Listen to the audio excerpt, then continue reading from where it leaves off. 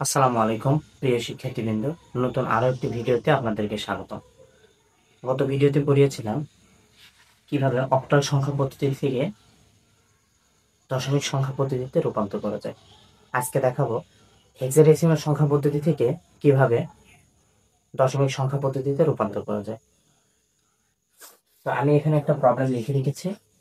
এই সংখ্যাটা হচ্ছে হেক্সাডেসিমাল সংখ্যা পদ্ধতি। তো হেক্সাডেসিমাল সংখ্যা পদ্ধতি থেকে আমরা দশমিক সংখ্যা পদ্ধতিতে কিভাবে কনভার্ট করবো সেটাই আজকে দেখাবো। পরীক্ষার খাতায় যেভাবে অ্যান্সার করবেন,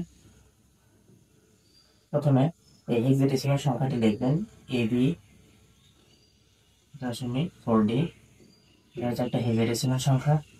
এটাকে আমরা দশমিক সংখ্যা পদ্ধতিতে রূপান্তর করব। এটা বরাবরের মতোই সেম সূত্র বসবে। প্রথমে প্রদত্ত সংখ্যা এ ইন্টু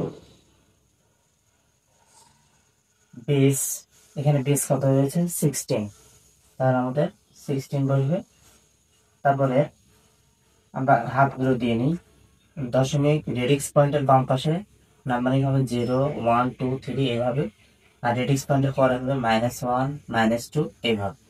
তো এটার ঘাত কত 1, ব্র্যাকেট ক্লোজ, প্লাস প্রদত্ত অঙ্ক এই দেখুন বি লেখা, গুণন বেস, তার পাওয়ার হচ্ছে 0,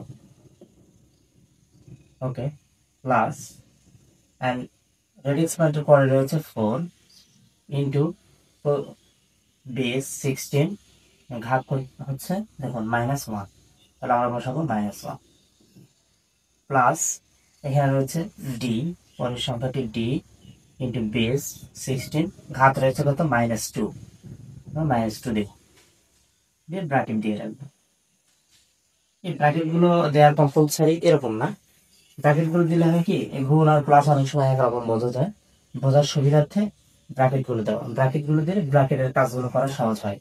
তো এখন যেহেতু এটা হেক্সাডেসিমাল সংখ্যা এ বি সি ডি এরকম লেখা থাকবে, তো এগুলোর একটা দশমিক মান আছে, তো সেটা আমরা এ সমান হচ্ছে 10 সমান 15, ওকে।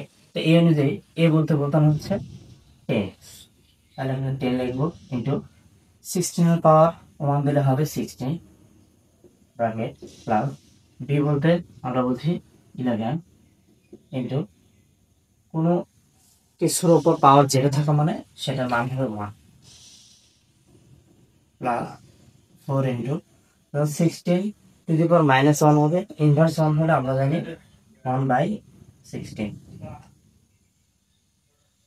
প্লাস ডি বলতে 13 ইন্টু এরকম থাকলে যখন 16 বা কোনো সংখ্যার উপর ইনভার্স 2 থাকবে তখন এই ইনভার্সের কারণে 1/16 এর পাওয়ার হবে 2, ওকে। তাহলে এটা ক্যালকুলেটর গুণ করলে হবে 160 প্লাস 11 প্লাস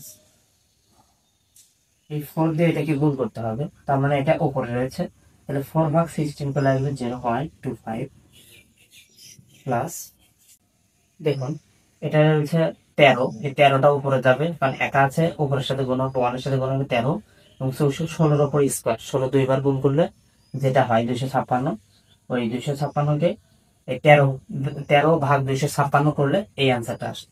আমরা জানি সচরাচর যে দশমিকের পর 2 ঘর লিখতে হয়, কিন্তু আমরা এই সংখ্যা পদ্ধতিতে দশমিকের পর যতগুলো ঘর আসবে আমরা ততগুলো ঘরই লিখতে হবে।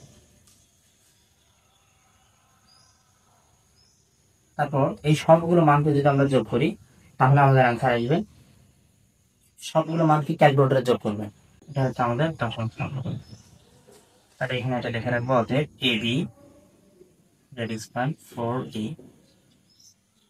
16, এই ছিল আমাদের কাঙ্ক্ষিত অ্যান্সার। তো এখানে যে আমি পাওয়ার গুলো দিয়ে রেখেছি এটা আসলে আপনারা পরীক্ষার খাতায় দিবেন না, পেন্সিল দিয়ে লিখবেন রাফ করার খাতিরে, পরে আপনারা সেটা নিচে দেবেন। আশা করি আমার ক্যালকুলেশনটা আপনারা বুঝতে পেরেছেন। যদি ক্যালকুলেশনে কোনো অসুবিধা হয়ে থাকে আমাকে জানবেন, কমেন্ট করে জানাবেন, আমি সবগুলো উত্তর দেওয়ার চেষ্টা করব। আমাদের সকল ভিডিও সাজানো গোছানো পেতে আমাদের ইউটিউব চ্যানেলের প্লে লিস্ট সবগুলো সুন্দরভাবে সাজানো রয়েছে, আপনারা সেখান থেকে দেখে আসতে পারেন। ধন্যবাদ সবাইকে।